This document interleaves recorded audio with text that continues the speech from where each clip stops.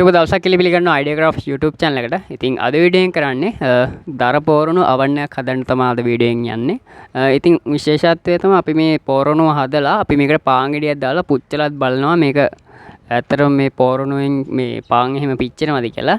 ඉතින් අද වීඩියෝ එකෙන් කරන්නේ මේ පෝරණුව හදන එක. ඉතින් මේකට අපිට ඕනේ උළු කැට විතරයි, උළු කැටයි මැටි විතරයි. එහෙනම් අපි යමු වීඩියෝ එකට. ඉතින් වීඩියෝ එකට යන්න කලින් කියන්න ඕනේ ඔයා channel එකට අද set වුණ කෙනෙක් නම් channel එක subscribe කරලා තියාගන්න. එහෙනම් අපි යමු වීඩියෝ එකට. ඉතින් ඉස්සෙල්ලාම අපිට මේ වගේ උළු කැට පහක් ඕන වෙනවා. ඉතින් මේ උළු කැට මේ සාමාන්‍ය මුළු කැඩෙච්ච උළු උනත් කමන්නේ මේකට ගන්න පුළුවන්.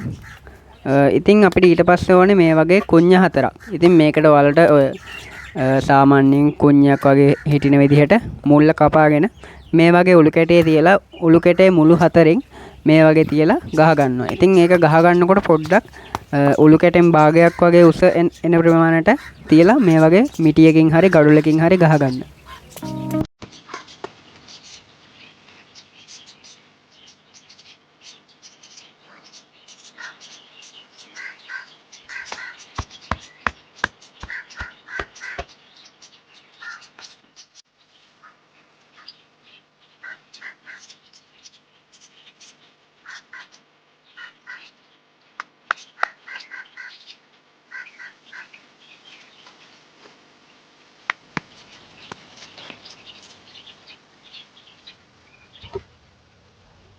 මම දැන් කියන්න යන්නේ ඔයාලට මම කුඤ්ඤ ගහගත්තේ ඇයි කියලා. ඉතින් මම කුඤ්ඤ ගහගත්තේ අපේ දැන් දරපෝරණු අවන් එකේ සාමාන්‍ය සැලැස්ම එන විදිහට හැදෙන්නේ මෙහෙමයි කියලා ඔයාලට පෙන්වන්න තමයි මම දැන් මේ වගේ උළු කැට ටික තියාගන්නේ. ඉතින් ඔයාලට පේනවා ඇති කුඤ්ඤ වලට දෙපැත්තෙන් උළු කැට දෙකක් මේ වගේ තියාගෙන ඊට පස්සේ උළු කැට දෙකක් තවත් උඩින් මේ වගේ වහ ගන්නවා. ඉතින් මේකේ පස් සහ පැත්ත එහෙම නැත්නම් අපේ පෝරණුවේ පිටිපස්සට තව උළු කැටයක් එන්න ඕනේ. ඒ උළු කැටේ තමයි අර තියෙන්නේ. ඉතින් මම හිතනවා ඔයාලා මේ ගැන දැන් අදහසක් ගන්න ඇති කියලා. ඉතින් මම දැන් මේ විදිහට අහුරගත්ත උළු කැට ටික ආයෙමත් තිබ්බ විදිහට ගලව ගන්නවා.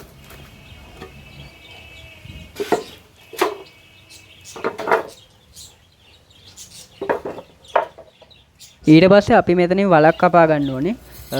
ඉතින් ඔයාලට පේනවා ඇති මම මේ මේසෙන් හැන්දෙන් ලකුණු කරනවා මේ පොඩි කොටසක්.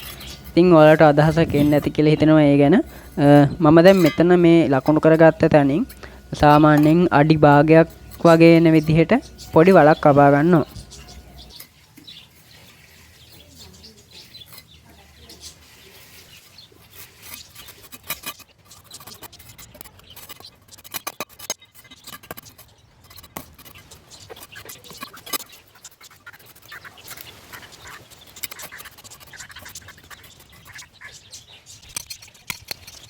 හරි දැන් ඉතින් ඔයාලට පේනවා ඇති මම මේ අඩි භාගයක වගේ වලක් කපා ගත්තා. ඉතින් ඔයාලට පේනවා ඇති මගේ අතේ සයිස් එකයි අතේ කොච්චරක් විතර යටට කැපිලාද කියලා ඔයාලට පේනවා ඇති.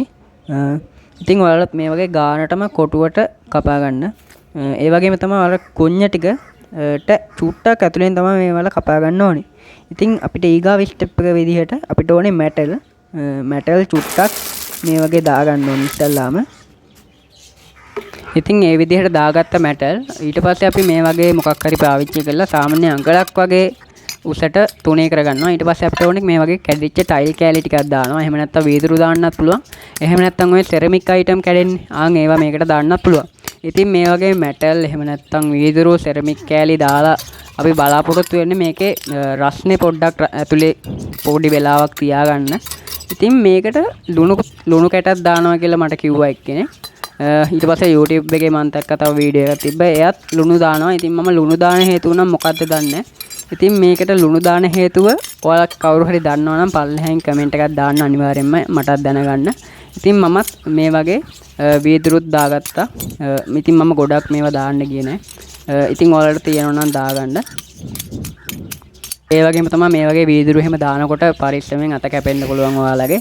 ඊට පස්සේ මම මේ වගේ වැලි චුට්ටකුත් දා ගන්නවා. මොකද අර ටයිල් කැටයි වීදුරුයි එකට ගානට ෆිට වෙන විදිහට එහාට මෙහාට යන්නේ නැති වෙන්න මේ වගේ වැලි ටිකකුත් චුට්ටක් පුරව ගන්නවා.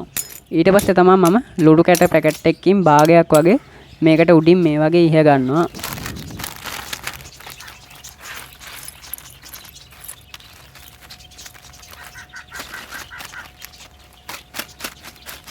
පස්සේ ඔයාලට කැමති නම් මේක උඩින් උළු කැටම ආපහු අවුර ගන්න පුළුවන්. ඉතින් මම නම් රෙකමන්ඩ් කරන්නේ ගඩොල් කියලා. මොකද ගඩොල් වලත් සාමාන්‍ය උෂ්ණත්වය ගොඩක් වෙලා රඳා පවතින හින්දා ගඩොල් පාවිච්චි කරන්න කියලා කියනවා. ඒ වගේම ගඩොල් නැත්තම් ඔයාලා උළු කැට පාවිච්චි කරත් කමක් නැහැ. ඉතින් මම මේ වගේ ගඩොල් මේ වගේ තුනක් මේ වගේ තියාගන්න ඒ කොටුවට අපි කපාගත්ත වලට ගානට ගඩොල් තුනක් මේ වගේ ෆිට වුණා. ඒ වගේම තමයි වලට පේනවා ඇති වටේ හිස්තන් වගේක් තියෙනවා. ඉතින් ඒකටත් මම මේ වගේ ගඩොල් කෑලි කුඩු කරලා මේ වගේ ගානට තියාගත්තා.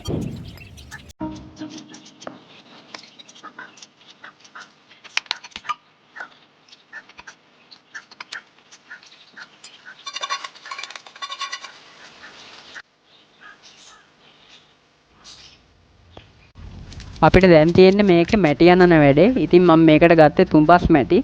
ඔයාලා තුඹස් මැටි තියෙනවා නම් ගොඩක් හොඳයි. සාමාන්‍යයෙන් අර ගෙවල් වල ලිප් වල ගන්න මැට්ට තමයි මේක. ඉතින් ඔයාලට පේනවා ඇති මම දැන් මැටි ටිකක් මේ වගේ අරගෙන පොළොවට මේ වගේ දාගන්නවා. ඉතින් මේකට මැටි දාන්න කලින් පොළොව පොඩ්ඩක් තෙමාගෙන තිබ්බොත් ගොඩක් හොඳයි කියලා හිතුණා මට. ඉතින් මම දැන් මේ පළවෙනි උළු කැටේ මේ වගේ තියාගන්න කලින් යටට හොඳට මැටි ටිකක් දාගත්තා. ඒ කියන්නේ මැටි සාමාන්‍ය අගලක් වගේ උසට එන්න විදිහට තියලා තමයි උළු කැටේ තියන්නේ. ඉතින් ඔයාලට මෙතන ඉඳන් අපේ මේ දර පෝරණුව බඳින හැටි බලා ගන්න පුළුවන් මැටි වලින්.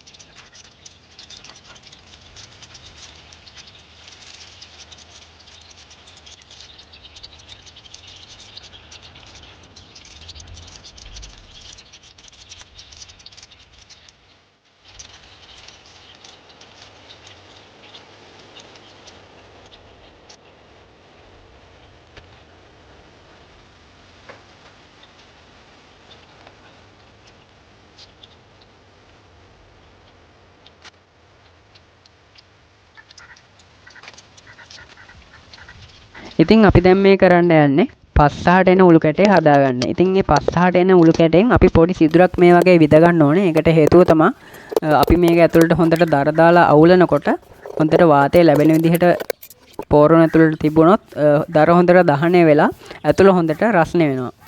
ඉතින් අපි මේක පාන් පුච්චන වෙලාවට ඒ සිදුර වහ ගන්නවා. ඉතින් පාන් පුච්චනකොට මම ඒක ඉතුරු ටික කියන්නම්. දැන් ඒ උළු කැටෙත් මේ වගේ පිටිපස්ස පැත්තේ තියලා මේ වගේ තියලා මැටි ගානට හයි කරගන්නවා.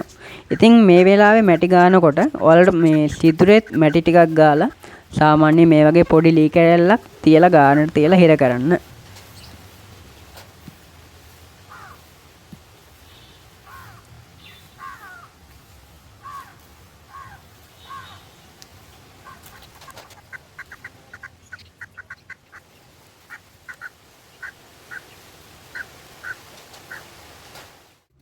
ඊගාවට තියෙන්නේ මේක ඇතුලේ මැටි ගා ගන්න. ඉතින් ඇතුලේ මැටි ගා ගන්නකොට අපි අර ගඩොල් තුනක් තියාගත්තේ එතන මැටි ගන්න නැතුව අනිත් හැම තැනම මේ වගේ මැටි ගා ගන්නවා. ඉතින් මේ මැටි වල සාමාන්‍යයෙන් ඝනකම අඟල් 3ක් හෝ 4ක් වෙනවා නම් ගොඩක් හොඳයි. ඉතින් මම නම් මෙතන අඟල් 3ක් වගේ තමයි ගාගත්තේ. මොකද මට මැටි හිඟයක් තිබ්බා.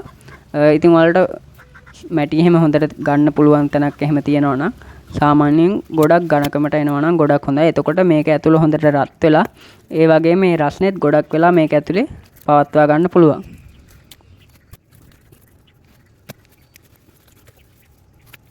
හරි ගයිස්, ඉතින් අපි මේ වගේ මේක ඇතුලේ මැටි ගාගෙන ඉවර වුණාට පස්සේ ඔයාලට පේනවා ඇති මේ කට සාමාන්‍යයෙන් හෙන ලොකුයි කියලා ඔයාලට පේනවා ඇති. ඉතින් මම දැන් ඒක මේ වගේ භාගයක් වගේ එනකම් පොඩි කරගන්න යන්නේ. ඉතින් ඒකට මම මේ වගේ උළු කැටයක් දෙකට පළලා මේ වගේ තියලා මැටි ගා ගන්නවා. ඉතින් මේ කට පොඩි කරගන්නකට හේතුව තමයි මොකද මේක ඇතුලේ ගානට අපි දර දාලා රත් කරාට පස්සේ උෂ්ණත්වය යන්න පුළුවන් සාමාන්‍යයෙන් කට ලොකු නිසා. ඒ හින්දා මම මේ වගේ කට පොඩි කරගෙන ගානට මැටි ගාලා ගානට ඔයාලට පේනවා ඇති රවුමට නිකන් සාමාන්‍ය පොඩි ලස්සනකට මේ වගේ ගා ගන්නවා.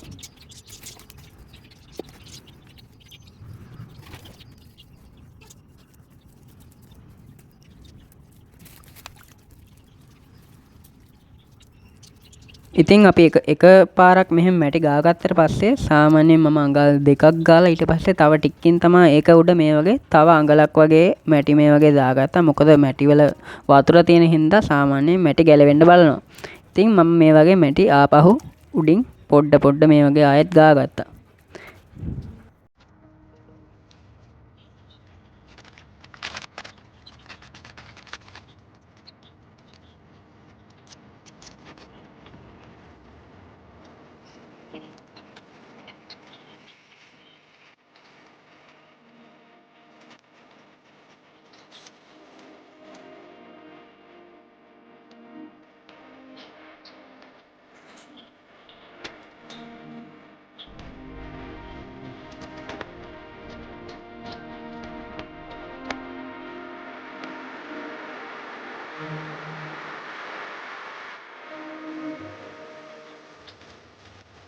ඉතින් මේ වීඩියෝ එක කළා දවසකට පස්සේ තමයි මේ තියෙන්නේ. ඔයාලට පේනවා ඇති මේක වේලෙන්න මේක ඉරි තලනවා. ඉතින් ඒක සාමාන්‍ය දෙයක්.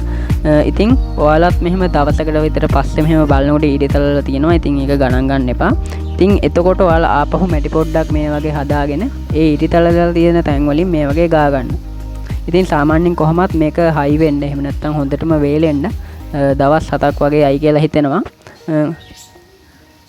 ඒ වගේම තමයි වහින වෙලාවට මේක ඉටිරෙත් දෙකකින් හරි වහලා සාමාන්‍ය වෙලාවට ඇරලා තියන්න. මොකද මේකේ මාර විදිහට දැන් අපි මේකට මැටි යනකොට ගොඩක් වතුර දාලානේ තියෙන්නේ. ඉතින් ඒව වාෂ්ප වෙන්න ගොඩක් වෙලා නිරාවරණය වෙන්න තියෙනවා නම් ගොඩක් හොඳයි. හරි ගයිස්, ඉතින් ඔන්න ඔය විදිහට තමයි අපේ දරපෝරුණු අද වැඩ ඉවර වෙලා තියෙන්නේ. ඉතින් මේ වැඩේට සෑහෙන වෙලාව මට නම් ගියා. මට පැය 5ක් වගේ ගියා මේ වැඩේ ඉවර කරන්න. ඉතින් අනිවාර්යෙන් දෙයක් කියන්න ඕනේ. ඔයාලට ඉස්සෙල්ලා මම මෙතන මේ දාගත්ත උළු කෑල්ලේ උඩ පැත්තෙන් මැටි ගානවා පෙන්නුවට ඇතුල් පැත්තෙන් මැටි ගානවා පෙන්වන්න බැරි වුණා. ඉතින් අනිවාර්යෙන්ම ඔයාලත් ඇතුල් පැත්තෙන් මේ වගේ මැටි ගා ගන්න ඕනේ. මේ වගේ කිව්වට ඒක පෙන්වන්න විදිහක් නැහැ. ඇතුල් පැත්තෙන් මම මැටි ගාගෙන තියෙනවා. මම ඕනනම් වීඩියෝ කෑල්ලක් අන්තිමට ඇඩ් කරන්න පුළුවන් වුණොත් මේක ඉඩ තිබ්බ ෆෝන් එකේ. ඉතින් ඒ වගේම තමයි මේක වේලෙනකොට මේක ඉරි තලන්න බලනවා. ඉතින් ඒක සාමාන්‍ය දෙයක්. ඉතින් ඒක වැඩි හිතන්න යන්න එපා. ඉතින් ඒ වගේම තමයි මේකේ පොඩි කැතගතියක් තියෙනවා. ඉතින් මට නම් එහෙම ලොකු අවුලක් නැහැ. ඉතින් ඔයාලා මේක හදලා try කරලා බලන්න. ඉතින් ඒ වගේම තමයි මේකට දොරක් දා ගන්න ඕනේ. ඉතින් මේකට දොර දා ගන්න වීඩියෝ එක මම තව සතියකින් අරන් එන්නම්. ඒ වගේම තමයි අපි මේකට පාන් දාලා පාන් කියන්නේ අඟුරු දාලා මේක රත් කරලා පාන් ගෙඩියක් දාලා පුච්චලා බලමු ලබන සතියේ වීඩියෝ එකකින්. ඉතින් තව දෙයක් කියන්න ඕනේ. අපි එහා පැත්තෙන් අර ලී කොටක් ගහගත්තේ. ඒක දැම්ම ගලවන්න යන්න එපා. පොඩ්ඩක් වේලුණාට පස්සේ ඇදලා දාලා ගලවලා දාන්න. ඊට පස්සේ ඉතින් එච්චරයි. තව දෙයක් මතක් වුණොත් මම ඊගා වීඩියෝ එකකින් කරන්නම්. එහෙනම් අපි ඊගා වීඩියෝ එකකින් හැමෝම පරිස්සමෙන් ඉන්න.